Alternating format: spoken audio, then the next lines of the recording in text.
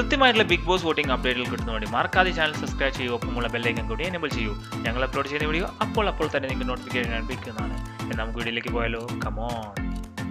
10ാം ആഴ്ചയിലെ 2ാം ദിവസമായ ഇന്ന് 14 മെയ് 2024. ഇപ്പോൾ സമയം ഉച്ചയ്ക്ക് 3 മണി. 3 മണിക്കുള്ള ഒരു അൺഒഫീഷ്യൽ വോട്ടിംഗ് വെബ്സൈറ്റിലെ വോട്ടിംഗ് ട്രെൻഡാണ് നിങ്ങൾ ഈ വീഡിയോയിലൂടെ നോക്കാൻ പോകുന്നത്.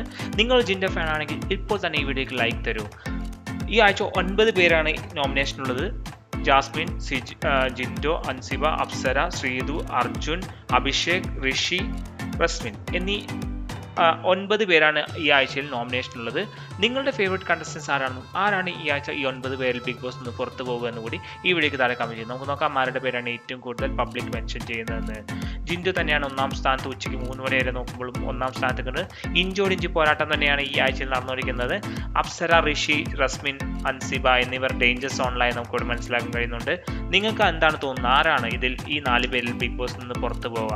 ഈ ആഴ്ചയിൽ ഡബിൾ എവിക്ഷൻ ആണോ അല്ലെങ്കിൽ സിംഗിൾ എവിക്ഷൻ ആണോ എന്താണെന്നൊക്കെ നമുക്ക് ഇന്നത്തെ ഈ വീഡിയോയിലൂടെ നിങ്ങൾക്ക് എന്താണ് മനസ്സിലാകുന്നത് അതൊന്ന് ഈ വീഡിയോക്ക് താഴെ കമന്റ് ചെയ്യൂ. ജിൻഡോ തന്നെയാണ് 1ാം സ്ഥാനത്ത് നിൽക്കുന്നത്. 3 മണിവരെയുള്ള അൺഒഫീഷ്യൽ വോട്ട് അനുസരിച്ച് ജിൻഡോ 1ാം സ്ഥാനത്ത് 1,06,715 വോട്ട്. ജിൻഡോ 1ാം സ്ഥാനത്ത്. അർജുനാണ് 2ാം സ്ഥാനത്ത് 1,01,975 വോട്ടുകൾ. 3ാം സ്ഥാനത്ത് ജാസ്മിനാണ് 1,06,673 വോട്ടുകൾ. 4ാം സ്ഥാനത്ത് ശ്രീതുവാണ് 63,593 വോട്ടുകൾ. 5ാം സ്ഥാനത്ത് അഭിഷേകാണ് 59,092 വോട്ടുകൾ. 6ാം സ്ഥാനത്ത് അൻസിബയാണ് 53,378 വോട്ടുകൾ. 7ാം സ്ഥാനത്ത് അപ്സരയാണ് 48,308 വോട്ടുകൾ. 8ാം സ്ഥാനത്ത് ഋഷിയാണ് 46,353 വോട്ടുകൾ. 9ാം സ്ഥാനത്ത് റസ്മിനാണ് 36,850 വോട്ടുകൾ.